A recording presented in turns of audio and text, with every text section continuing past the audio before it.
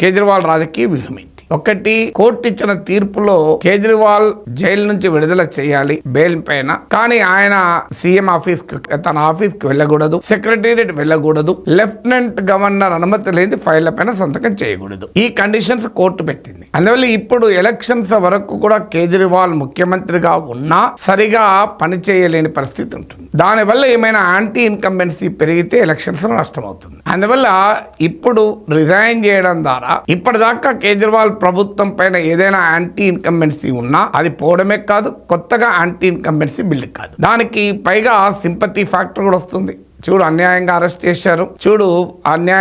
చేశారు గనక ప్రజల తీర్పు అడిగాడు ఆయన. చూడు, పదవిని వదులుకున్నాడు. ఎందుకంటే బీజేపీ ఆరోపించింది ఏంటంటే, చూడు పదవి వ్యామోహం ఎంతుంది కేజ్రీవాల్కు, ఆయన జైల్లో ఉండగా కూడా ముఖ్యమంత్రి పదవి వదులుకోలేదని. ఇప్పుడు రిజైన్ చేయడం ద్వారా బీజేపీకి ఒక ఆయుధం లేకుండా చేశాడు కేజ్రీవాల్.